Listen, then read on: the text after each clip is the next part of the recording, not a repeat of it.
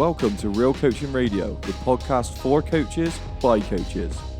We are here to teach you how to get the most out of your clients and yourself. This is where beauty meets the beast, brains meet brawn, and science meets, well, bro science. Welcome to Real Coaching Radio.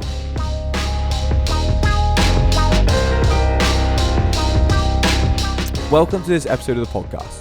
In this episode, me and Mark discuss what it takes to be a successful personal trainer, to own a gym, and to run a successful online coaching business. Mark has been in this industry for 15 years, so for me, someone who's only been in it for just over a year, to ask him questions and to find out how he's done it, the problems that he's faced, and how he's overcome those problems has been a really good conversation. If you are like me and you are likely to beat yourself up and to have this imposter syndrome going on, because there are people in this industry, there are doctors, there are people with so much experience, and experience is something that you cannot gain quickly. It takes time, it takes years. But just remember that you do have knowledge that you can pass on to people. And you just have to be honest with the knowledge you do have and find a way to give value with whatever skill set you do actually acquire. So without any further ado, let's get on with the episode.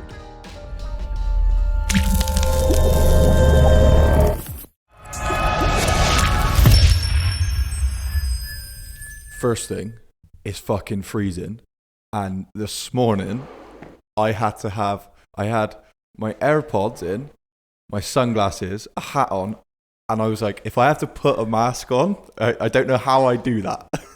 Mate, so we're in lockdown, right? And my hair was getting long. So what was it? What day are we on? Wednesday? What day is it? It's Wednesday. It might have been Monday. Whatever. Sunday or Monday. The days are all just one now, aren't they? Sunday or Monday, I was just like, right, just get it off. It was getting long. It was doing my head in when I was training. Just shaved it off. Shaved it off. The next day, it's Baltic. And like Antarctica coming. Like, I just need my hair because my head, the shortest my head is freezing. Yeah, probably. It's been this short before in the past, like once or twice, but like this is on par with the shortest it's been. It's never been shorter than this. The benefit with that though is like I put a hat on and if I take a hat off, my hair is just everywhere. Yeah, and also like my shower time is just halved. It's mint. Yeah. You know, shower, dressed, out. You don't need to do anything else. Yeah, no, it's wicked. So today I want to basically, coaching is a really difficult thing, and there are so many problems that I've come across. There are so many difficult kind of scenarios and things that we've had to overcome. So I guess I want to ask you, because you've been in this industry, 10 years now? Nah, longer than that. Is it? 15? So 15, maybe 16. Jesus. What year are we in? I mean, literally, I've got no idea what's going on now. 2021. Yeah, I probably got into this part-time, like 2009. Right. So yeah, so like 12... No, that's a lie. 2006. Right. I kind of part-time got into the industry. Yeah, so like 15-ish years. So you've been in it for 15 years. Yeah. And one of the things that I find is I'm constantly questioning myself. I'm getting this imposter syndrome come in. And I just kind of want to talk about what are some of the hard challenges you've seen in the industry, because you've been in it for a long time. And I mean, I've been in it for just over a year. I've wanted to be in it since I can remember. But when you first started, like, how was your practice? How did you start to train people? Why did you come into training people? And how soon did you realize the way you were doing things probably needs to change pretty quickly? Yeah, so I got into the industry just simply because I love fitness. I love training. And there was no way I wanted to do like a 9 till 5, sitting behind a desk, kind of just sat at a computer all day. It just bore me to death. And I literally just loved training. So I got into it simply because I had this massive passion for exercise.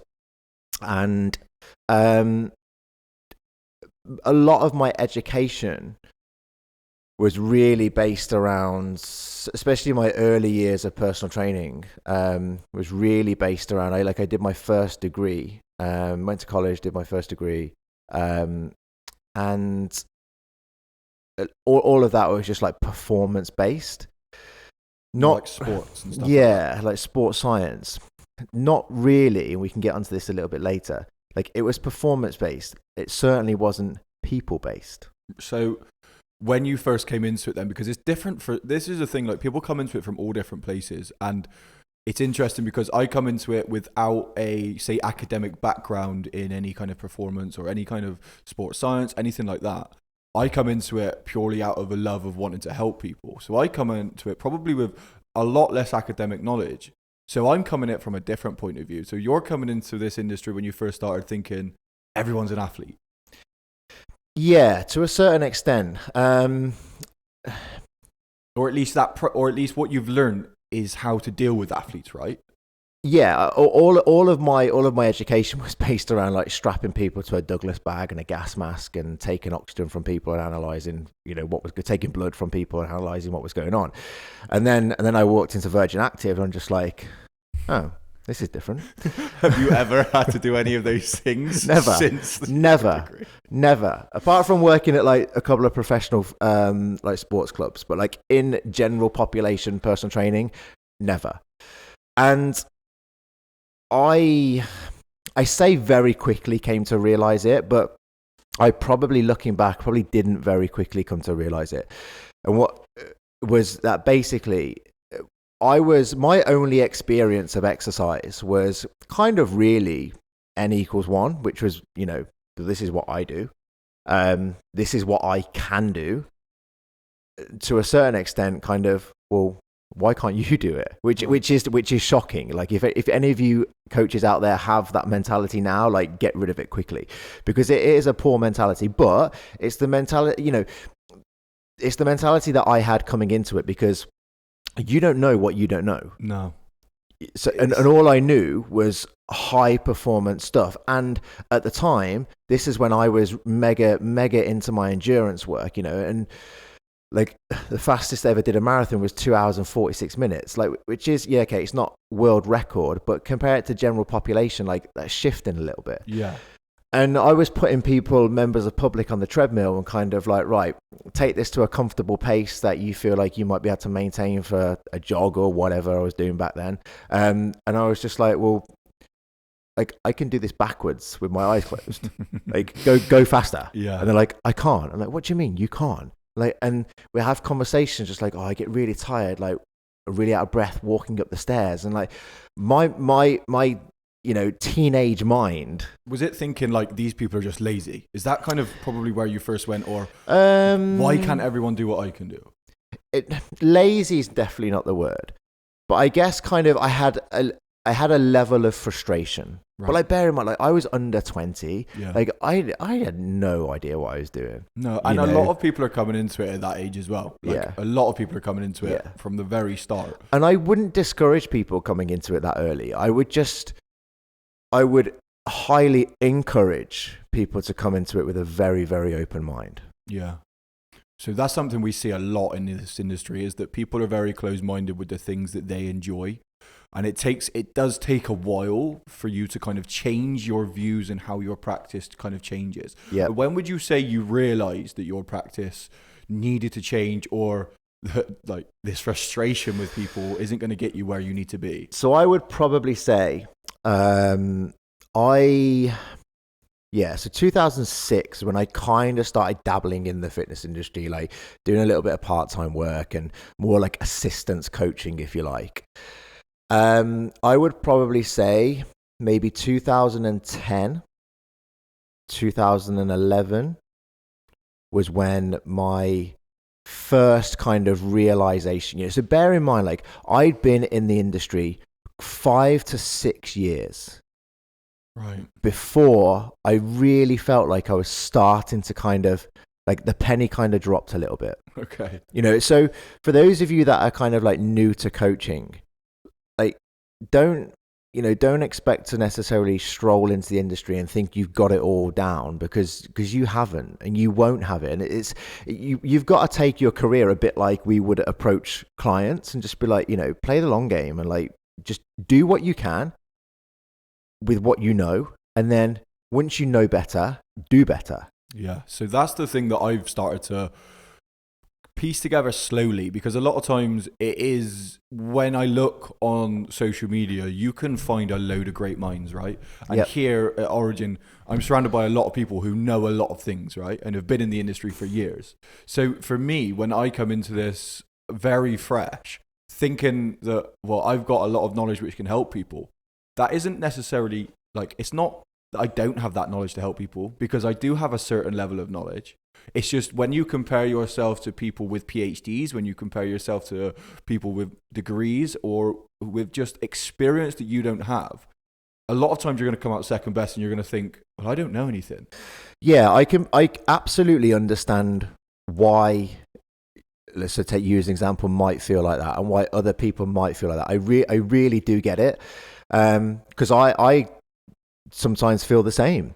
And I really do understand it. But the big penny drop for me when I was like 5 years into it, and then there was like a few other penny drops like along the way, which we can talk about as this podcast like goes on. But it was kind of like, even if you've got a limited amount of knowledge, you're potentially so your own personal training experience, like you've been training for a long time. Yeah. Okay, you may be like relatively new to working in the industry, but you've been training for a long time. So your experience of just being in and around that environment is going to be hugely helpful to other people. And you also said that you got into the industry because you've got this drive to want to help people. Now, I also had a drive to want to help people, but what overlay my drive for potentially wanting to help people in my early days was just like performance.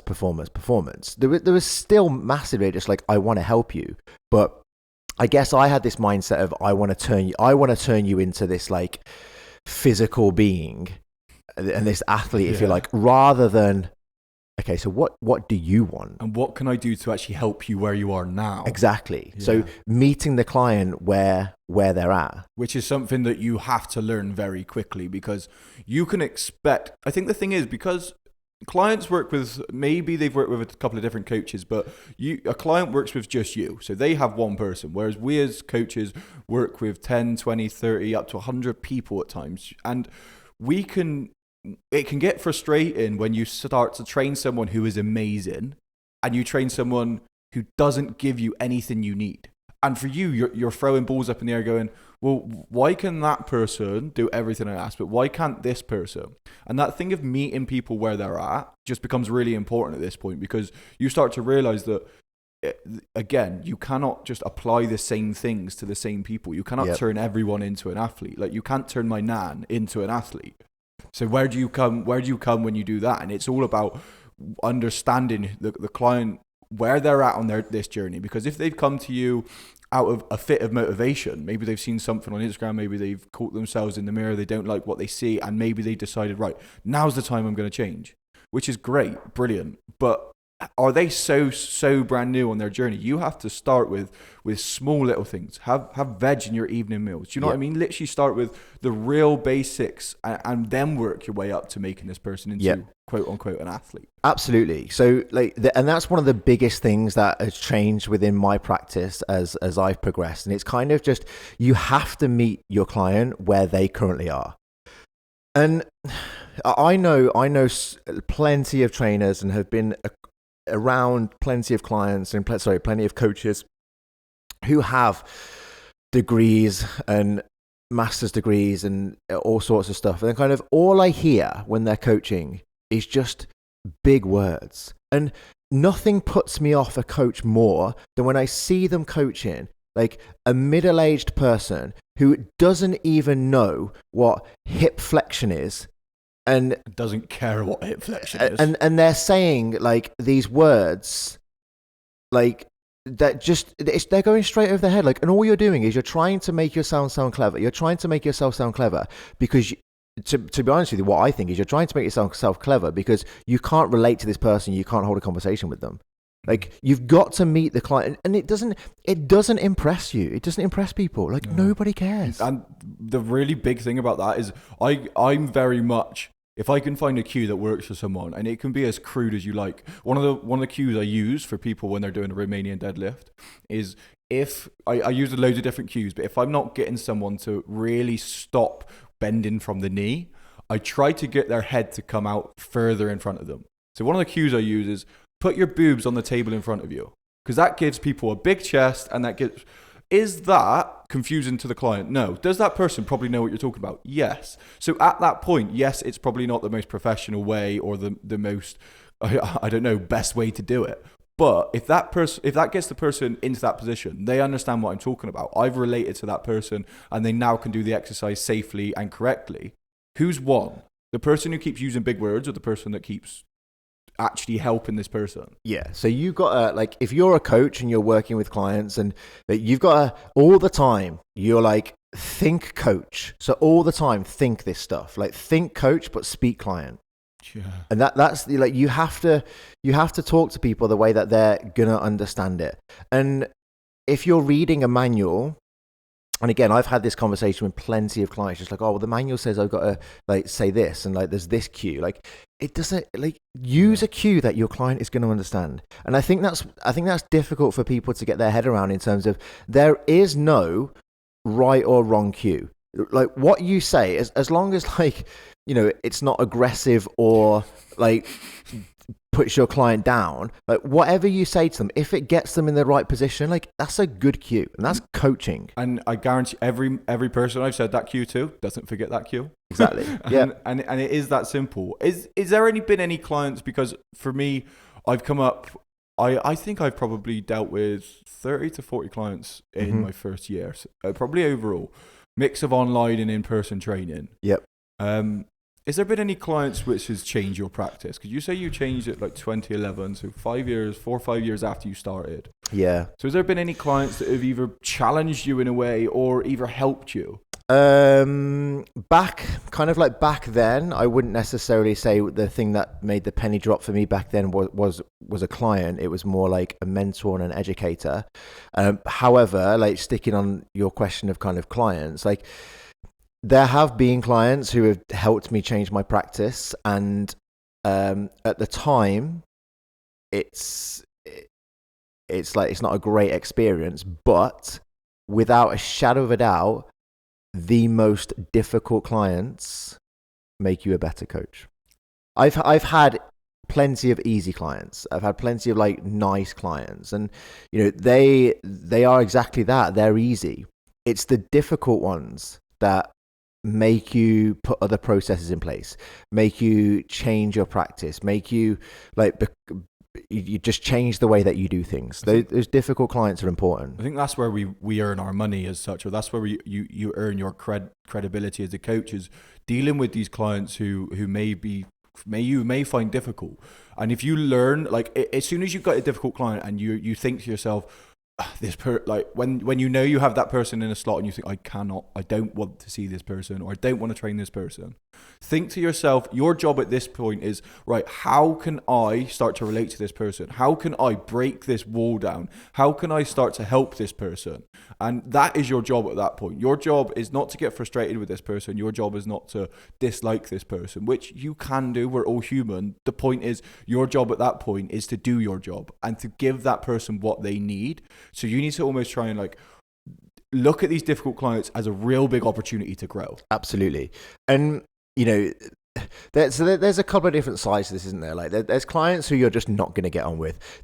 I think one of the biggest things that coaches can understand really early on, and which is something that kind of, like, really helped me early on, was you are not, no matter who you are not going to be able to help everybody. There's going to be some clients who you just cannot help, whether that's because them having coaching at that moment in time is just not the right time for them, or whether, like, personalities clash, you just don't get on with them, whether, you know, your style of training, if you like, or your style of coaching just doesn't really match up to what they want to achieve. There's various other things. So there's going to be some clients that you just can't help. And then there's going to be clients who are difficult because you just find them difficult to either talk to or whatever. And then again, it comes back to what you just said.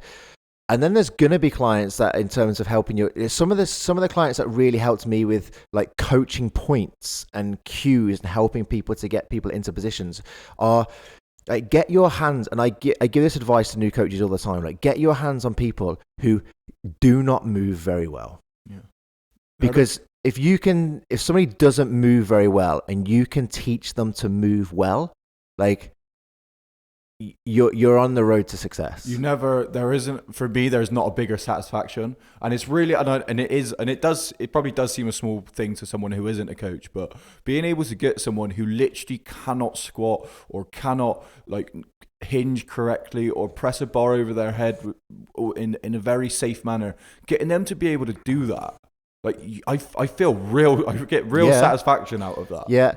And kind of when it comes to you, and this is like, again, like a bit of like a hard pill to swallow for some people, but if a client can't perform a movement, you can't get frustrated with that client. Like, it's not their fault. Like, before you get frustrated with the client, get frustrated with yourself and ask yourself the question of like, well, am I actually communicating this very well?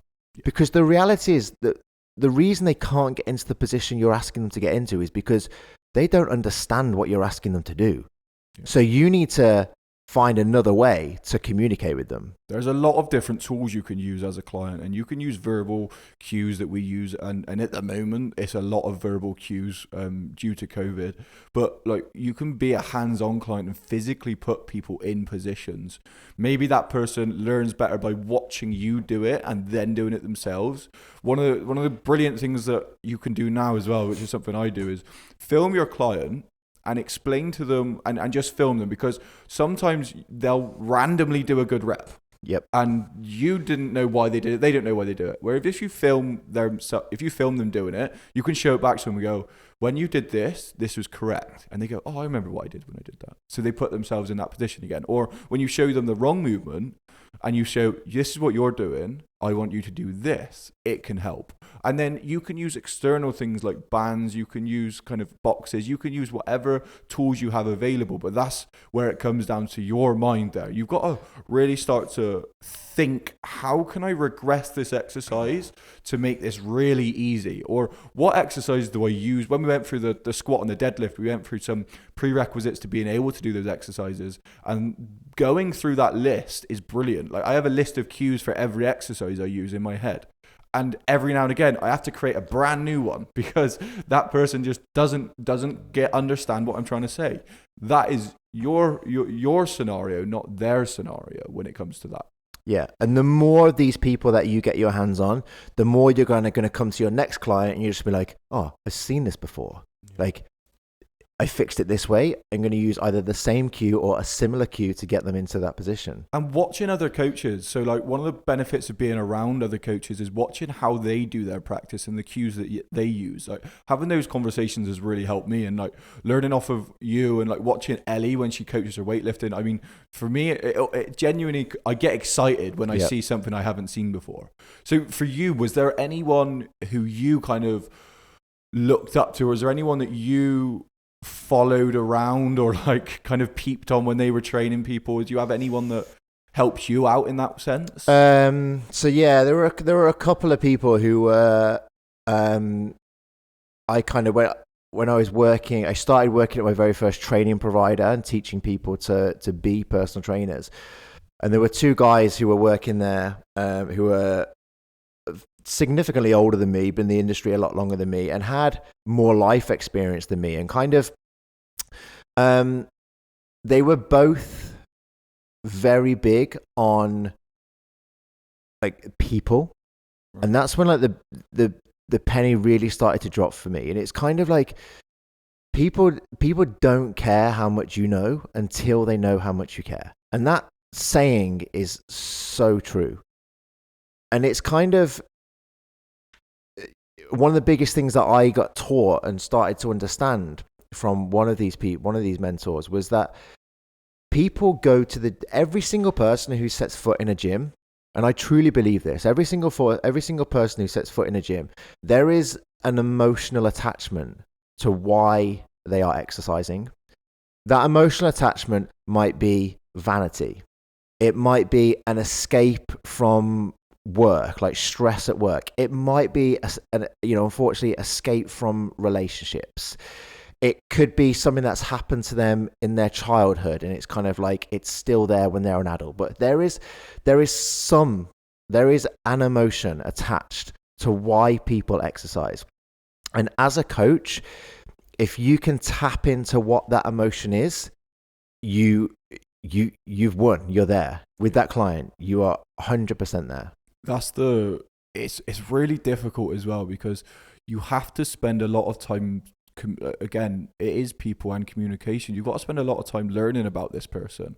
And our job, obviously, as coaches, is to teach people to exercise. But a lot of people that come to the gym, a lot of people who require coaches need your help, but obviously in a training manner. But there are other things you can provide for them. You possibly provide the hour in their day, which is the best hour that they look forward to each week, that it relieves stress. And even if they come in and maybe they're not your best client when it comes to exercise, but every time they leave, they're like, that's a brilliant session, and they walk out extremely happy. Yeah. Your aim as a coach should be like above pretty much anything else. Like your aim as a coach should be your client leaves that session feeling better about themselves than what they did when they first arrived.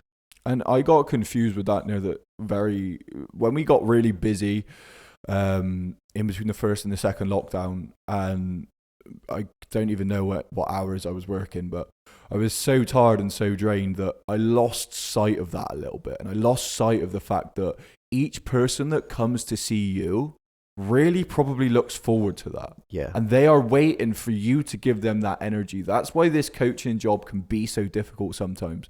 You are literally giving energy to people. You dictate the mood in the room almost. Because if a person comes in and they've had a bad day, you can't let that affect you. You can't let how their emotions are affect you. You still have to be this positive driving force for them, because that is why a lot of people have coaches. 100%. Like, so as a coach, like, one of your biggest assets is your energy. Like you're giving that to people, and you're having a massive impact on their day. For some people, a huge impact on their day, and those accumulative days end up having a huge impact on their life. And that's a very powerful position to be in.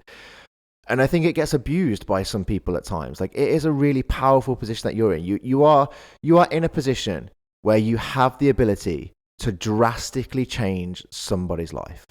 Yeah. Clients really start to trust you. You become, and this industry is really strange, because you're on a personal level, personal training, you're on a personal level with all of these people, yet you still have to bring an approach which is very, what's the word I'm looking for? When you come in to train people, yes, you are dealing with people on a personal level, and that line can get confused, but it's still a business, and you still have to be professional when you do this. Yeah. You still have to deal with each and every client as if it's the first time meeting them, because otherwise what happens is you start to slip off. You start to probably not do the right things. You probably start to be a bit laxed on the practice and the service you provide, because you've been training this person for 4, 5, 6 months. You still have to turn up to each session as if you've not met this person before, and as if you need to leave a good impression on them, because that's why they've come to you. That's why they probably stuck with you. And if you're going to let that drain off and kind of give them like a little bit of a lax service because you're now friends as such with them, I still think you need to remember the professional level that goes into this. And it is a really blurred line. There's a lot of grey areas, but you dictate that yourself. Yeah, you've got to maintain that standard, haven't you? And I think one of the biggest things that people can understand and take away when they start getting into coaching is kind of like along those lines. Like, you are not entering the fitness industry. You are entering a relationship industry. And if you have to be able to build relationships with people, you have to be able to communicate with people if you want to have a successful personal trainer business, because that is ultimately what it comes down to: building relationships with people, getting them to trust you, and getting buy-in from your client. Is that what? So you said it was a few mentors when you were teaching coaches to be coaches. Was that when you had that realization of I need to work out people, I need to start to build relationships, I need to start to understand it's not all about training? No. And to be honest with you, I would say kind of it's less about training. Like, I genuinely don't think I know it sounds really bad, and we really do need to understand our job, but when it comes to general public, it is not. No, it's not about training. I agree with that. Training and nutrition is very simple. People are very complex. Yeah. That's the one thing that helped me is when I look back at all the clients, if I look back at the ones that I got I've been working with for a while, I've got a brilliant relationship with them. When I look at the ones who maybe have come and go within a month, I didn't build up that relationship with them. Yep. But that's not, again, like that's not to say kind of, because people will get disheartened by that. And I think it is important to remember there is only so many people you can help. Just because you struggle to build a relationship with that person doesn't mean you failed. There could have been any number of reasons why you haven't been able to build a relationship with that person. Like I say, it might not have been the right time for them. You just might not be the right person for them. Because if coaches went through their career almost worrying about that stuff, your head's going to be in a pretty horrible place, like all of the time. You have to learn it. I think that's, yeah. I mean, along this journey, there's been a lot of like almost, I guess, paradigm shattering moments for me, because it's things like that, is learning that you can't help everyone. Mm-hmm. Because that's some of the things, like, if I've had a client and I haven't been able to help them, I do take it personally. I take it on myself, and don't get me wrong, there's something I can learn there. There's something that I could possibly change and adjust about my practice. Like we said about some clients that you may get, like, are not always going to be your best clients. There's something I can obviously change, but at the same time, understanding that, well, that person's just not right. We're just not right together. Again, if it's a relationship industry, like, every girlfriend you've ever had, it would have worked out if they were right for you, and it doesn't. You lose friends not because of any particular reason, because it just doesn't work out. Like, and you aren't necessarily right in a relationship together. Yeah.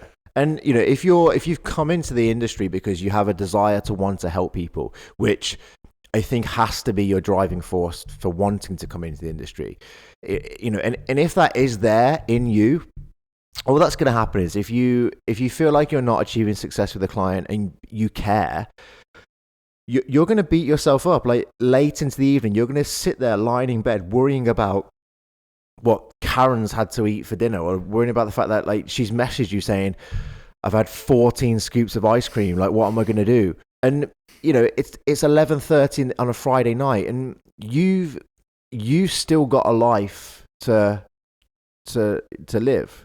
And is that something which you've started to change in your practice? Because burnout is something I hear quite a lot from trainers, that you're going to run into burnout. And there have been times where it will be a Sunday morning, I'm messaging clients. It can be 10 o'clock at night. I'm laid in bed with my partner and I'm messaging clients.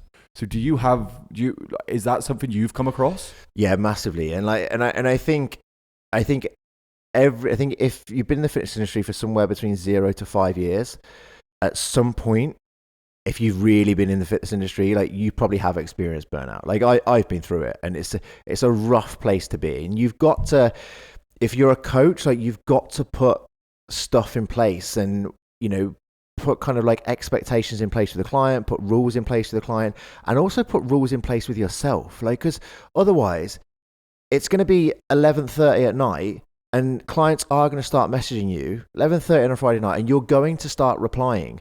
And if you fall into that trap, then kind of, if you let them do that once, you're going to continue that you're giving them, you're letting them know that it's okay for them to do that again. You're giving them permission to do that again. Yeah. If you start replying to it. And that's a nasty trap to fall into, because like, no, you're gonna have to pay me a lot of money for you to text me at 11:30 p.m. on a Friday night saying I've just eaten 14 scoops of ice cream. What should I do?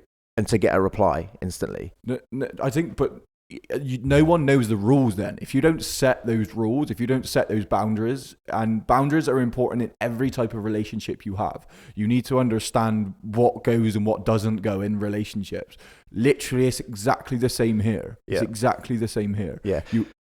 And things like, and I know you've had this because we've had conversations around this together ourselves. Like, I get clients who are in the gym when gyms are open, just be like, the squat rack's taken. What should I do?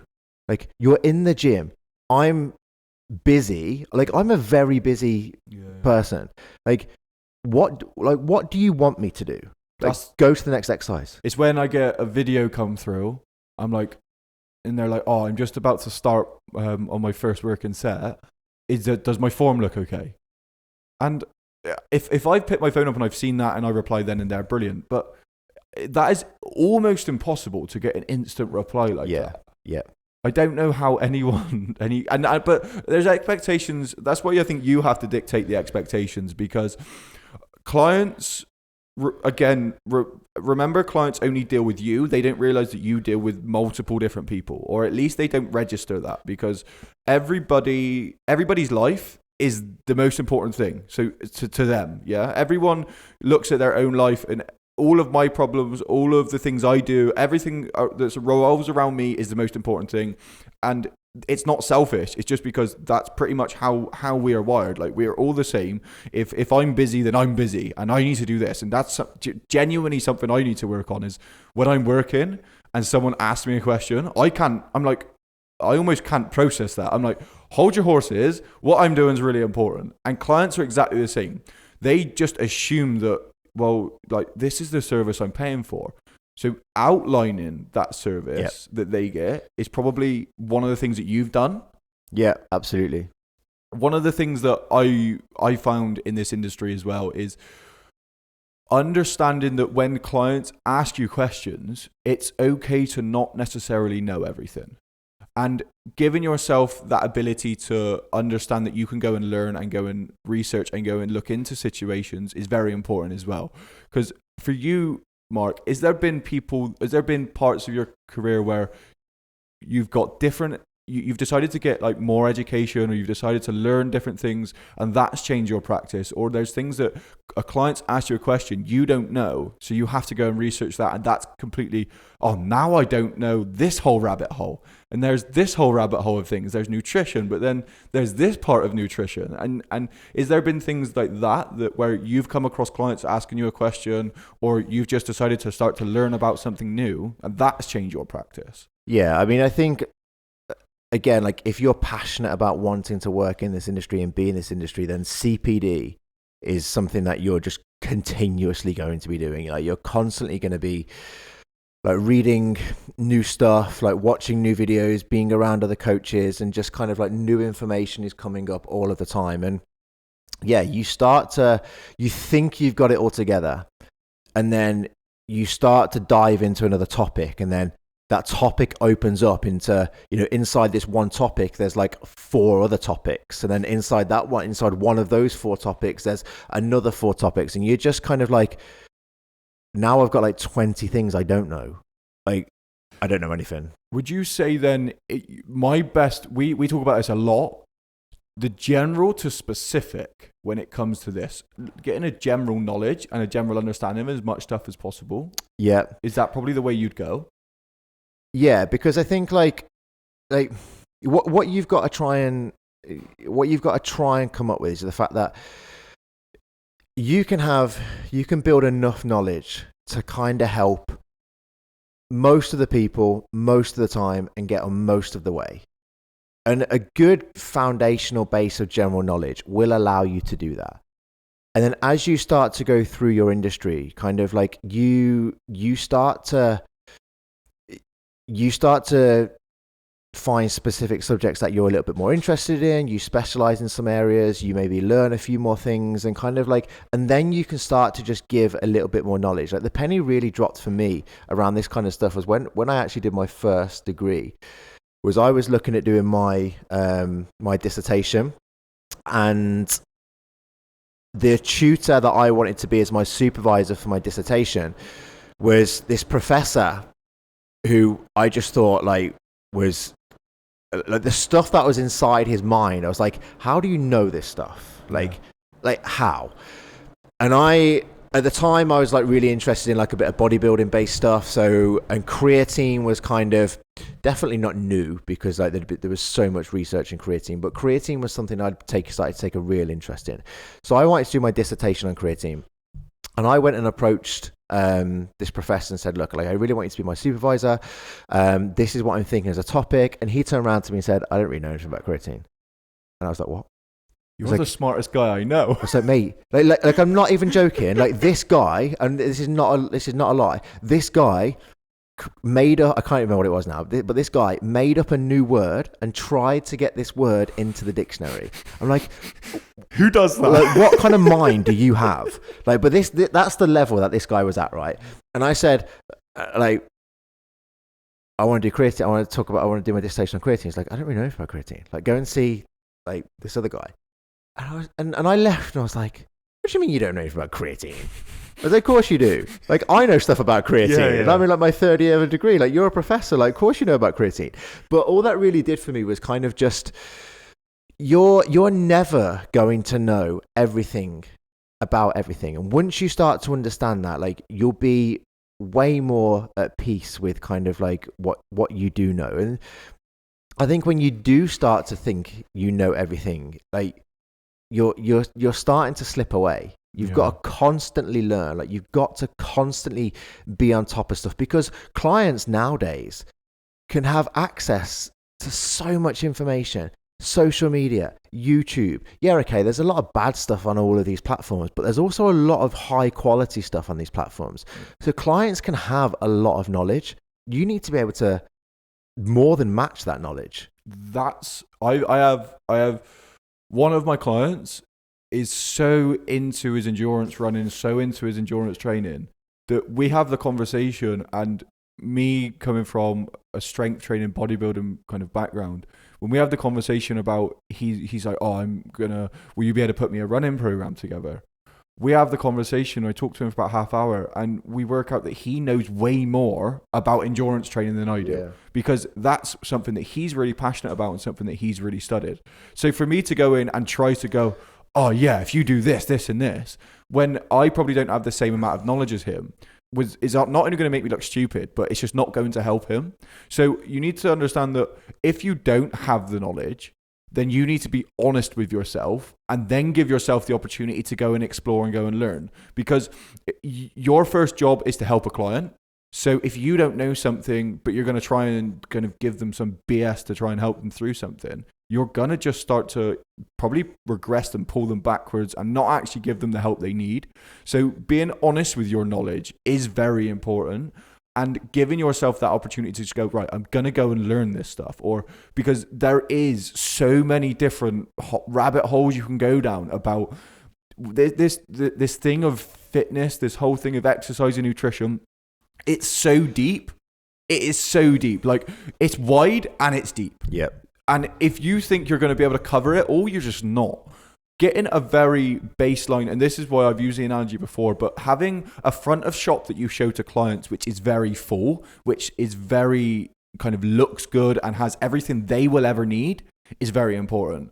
And then when you go out back and you have all of these other different shelves full of all of these other different bits of knowledge, that's where you get to choose, well, what am I going to supply? What am I going to start to research? What am I going to start to go kind of deeper, a deeper layer on? And if that's, you go one layer deep on multiple different topics, multiple different things, that's fine.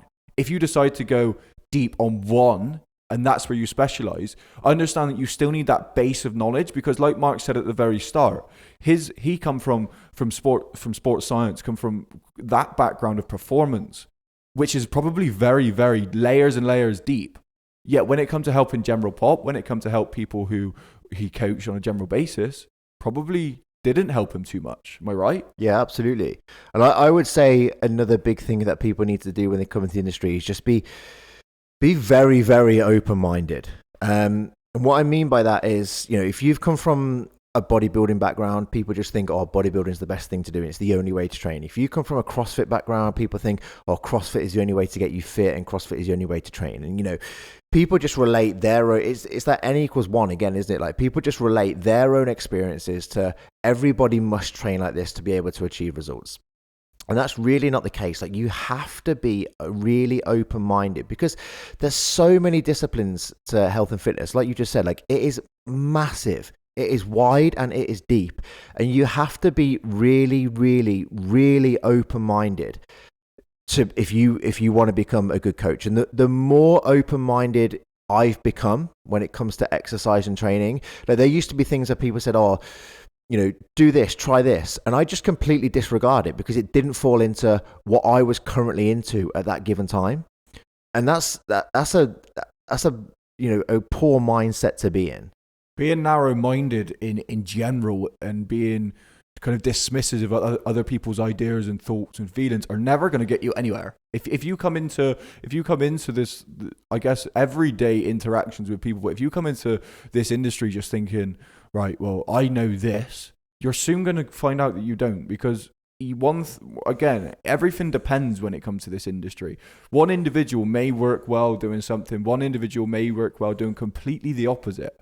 And it's our job to understand the difference between them. It's our job to understand what works for them, what works for me, and so on and so forth. And I think that's one of the things that you need to understand as a coach is what do I know? What knowledge do I have? And be honest about what you don't know. And that's where you get your chance to grow and get your chance to improve as a coach. Because as soon as you think you know everything, you're gone. Yeah, absolutely. 100%. So throughout this career then, you've said being that journey of becoming open-minded has been really helpful. And I think if coaches are listening, then the first thing you need to think about is you at the moment, if you understand what you don't know, then that's great. But if you think you know a lot, you don't know what you don't know. So start to open that mind up, start to realize that there are so many different things you need to learn, and it's very, very possible that you just haven't learned the things that you are going to specialize in yet, and that's completely fine. If you're brand new in this industry like me and you just come into this thinking, oh, I love fitness, I'm going to help people, you probably are, because you're going to have a lot, like Mark said to me 100 times before, every time I get this period where I kind of get this imposter syndrome and I'm like, should I be in this industry? He reminds me that my knowledge is far greater than the general pop, than the people that I'm helping. So I'm still passing on knowledge and I'm still helping people in this industry. And you can do the same. Mark said you've been in this industry 15 years now almost. Yeah. So you've come up with Origin Series. You now own a gym, Origin Athletic. How long did it take you to come up with the idea of Origin? And has all these years of this journey of becoming open-minded, learning new things, having mentors, this has obviously come to Origin Series, right? So how did you come up with this kind of idea of Origin Series? Yeah, so like, I guess people look at personal trainers and think we're different, kind of, but I'm still a person. I'm still a human being, like just like everybody else, and so are you. And we all get sucked into and fall into some of the same traps that everybody else does. Along the last sort of like 15 years, and I've been exercising for longer than that. Like, the 15 years is just working in the industry. I've been exercising for longer than that. So along my own personal exercise journey, I've done lots of different things. I almost use my body like as a little bit of an experiment. And there have been times where I've got sucked into some stuff which doesn't really fall in line with actually who I am. And I think there'll be a lot of coaches who experience this at some point and kind of maybe feel the heat of this, especially now with like social media and stuff. It's really easy to see some people doing something, other coaches doing something else, just like, oh man, I need to be doing that. But whereas you just need to be true to yourself and do what you believe in. Just do you. Like, who are you? Like, what is it that you're trying to achieve? What is it that you believe in? What are your core values? What is your why for being in this industry? And when I really think about kind of like clients that I've worked with, almost pretty much regardless of who the client is, I don't think I've come across a client where I've started training them and just been like, yeah, sweet, let's just progress and go forward. I don't think that's happened to me. Like, I would say I'd be 99% confident that every single client that I started working with, there's had to have been some form of regression to be able to get them closer to where they want to be. So we've had to take a few steps back because they've missed, or they've been coached poorly in the past, and they've missed like some real basic foundational stuff that would help them get further down the line. And that's where like Origin series and the word origin kind of came from, because the word origin just means kind of, the beginning, like this is the start. And for a lot of clients, it's just been like, right, in order for us to go further, we're going to have to take a few steps back. So like, this is the beginning now. Let's go back to the start. Let's start afresh. Yeah.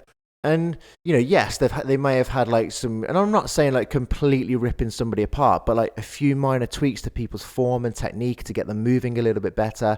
But then obviously they've got movement patterns that are ingrained that I'm now trying to change.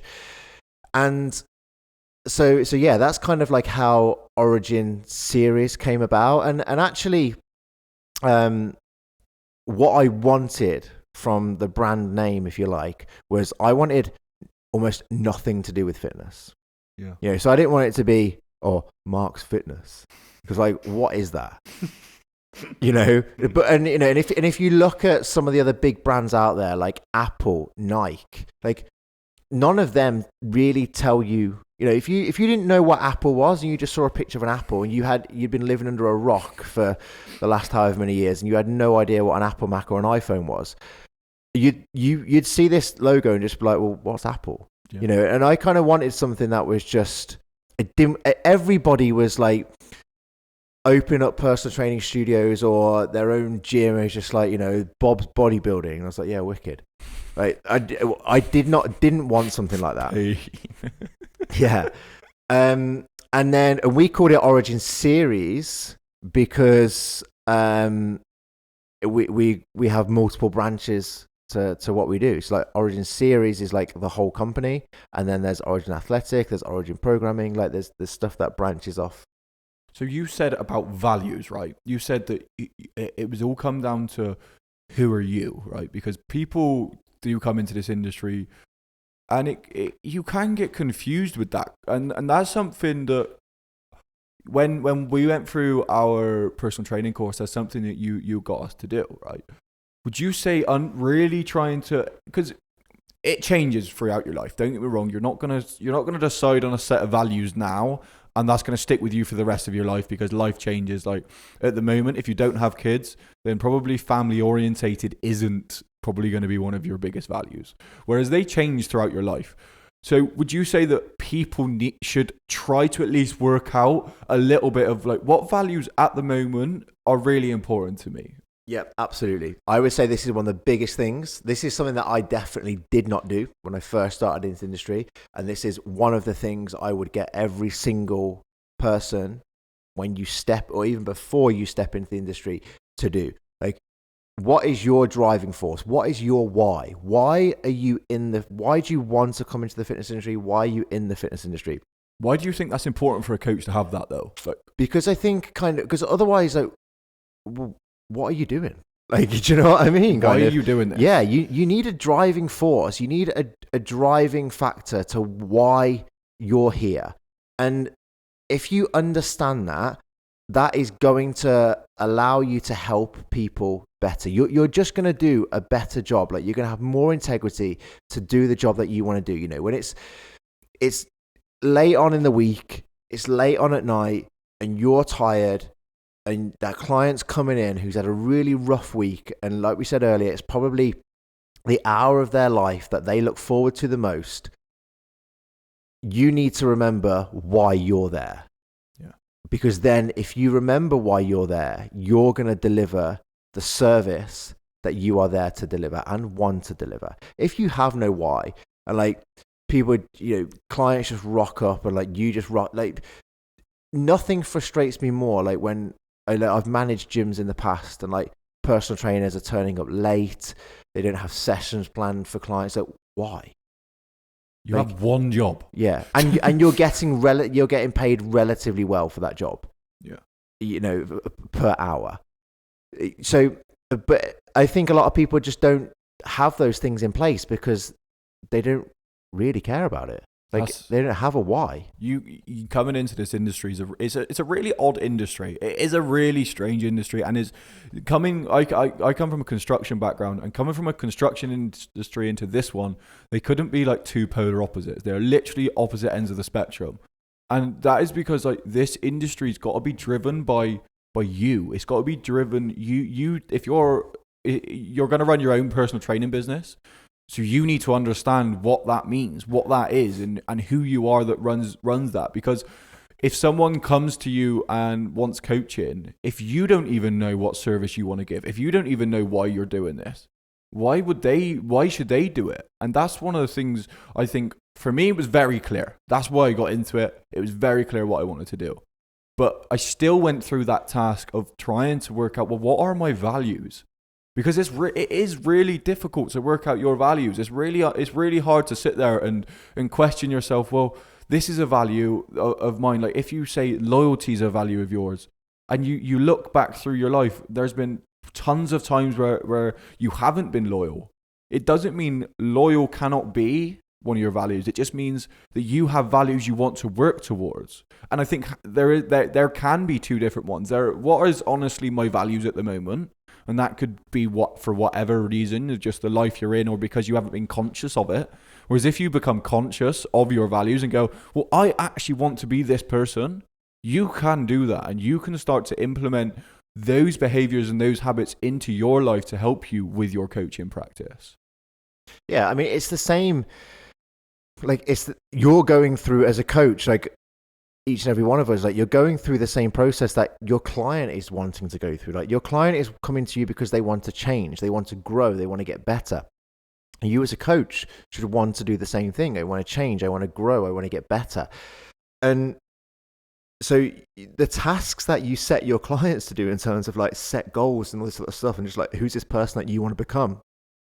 You have to do the same thing as a coach. Like, what kind of coach do I want to become? Yeah.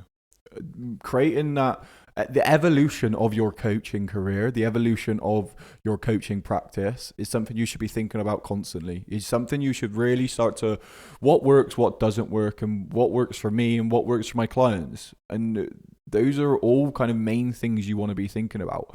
Has there been a way that it is, obviously, Origin, has it evolved? Like, since you started it, obviously, when you first started it, how long has it been running now? 3 and a bit years. 3 and a bit years. So through that time, Origin probably started because you've gone through a whole, you've gone through 10 plus years before that. Yep. Of working out almost what not to do. Do you know what I mean? What now do I base my practice off? Yeah. And if you are me, if you're a year into this and you're thinking, I need to know everything now, I need to have it all down now, you're like kind of pros to the contrary. Do you know what I mean? You literally say you are the opposite of that. You can go through these learning experiences, and they are very important to be able to get you to a place where you can succeed. Yeah, I think like if people who are new to it, and they're coming into the industry because they have a want and a desire to help people, that at the obviously you have to be qualified, but like that at the moment is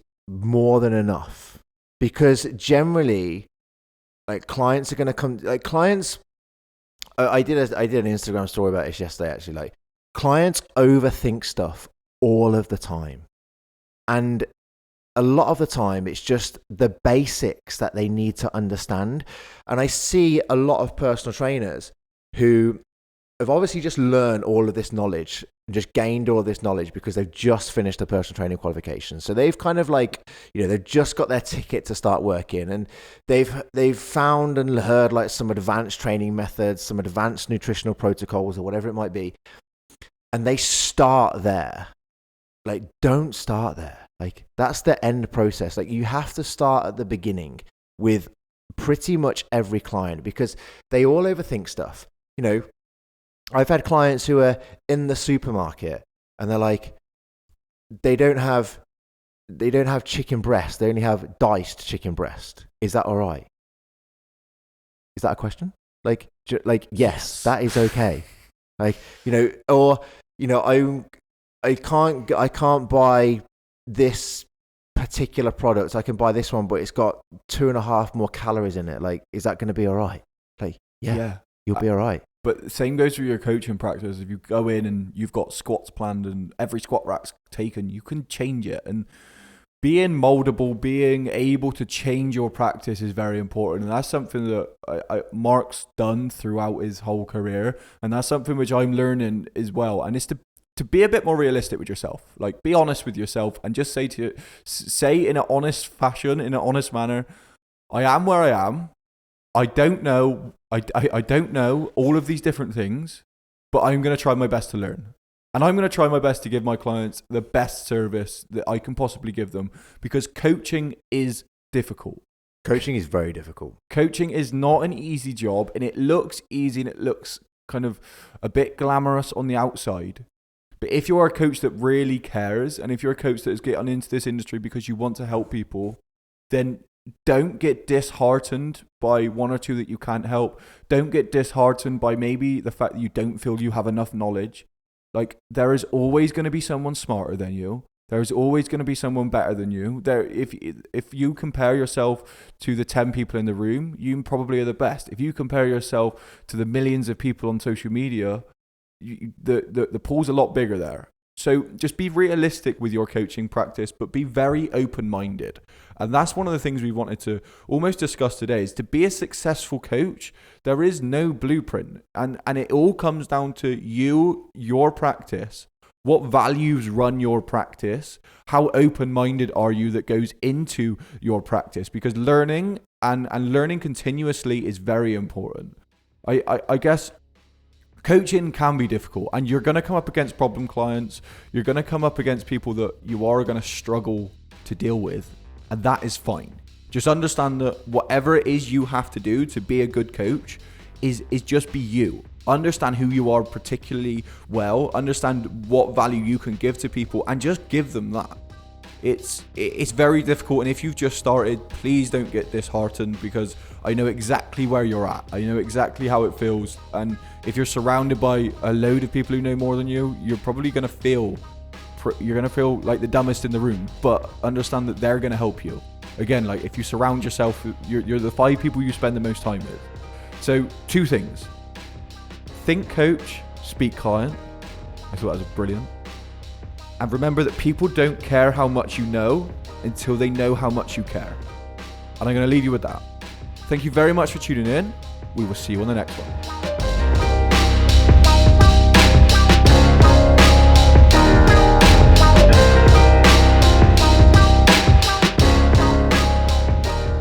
Thank you so much for tuning into this episode of the podcast. As you can tell, Mark has been in this industry for a long time, and through that has acquired a lot of knowledge that you can only gain through experience. So keep going in this industry. It is hard, but if you can keep driving and, like you said, push through those 5 years, experience the burnout, fall out of love with it, and fall back in love with it. This is a difficult industry, but if you can find out what value you can add to it, then you will do very, very well within it. So if you do want to connect to either me or Mark, you can find our educational pages. Mark's educational page is origin_series_online. My educational page is Hack the Body, Hack the Mind. You can find Mark and myself at Mark Origin Series or at Charlie RJ Hacker. If you do want to ask any questions, email in info@realcoachingradio.co.uk. Or if you do want to kind of come on the podcast, if you have any recommendations for people to come on the podcast, then please by all means send it in. We are going to start interviewing a few people. We are going to start to get people on here to talk about their experience with training and how they have become good coaches, or how to build relationships. We're going to start to explore all of the different nuances that go into being a coach, go into being a personal trainer. Thank you once again for tuning in. This has been Real Coaching Radio.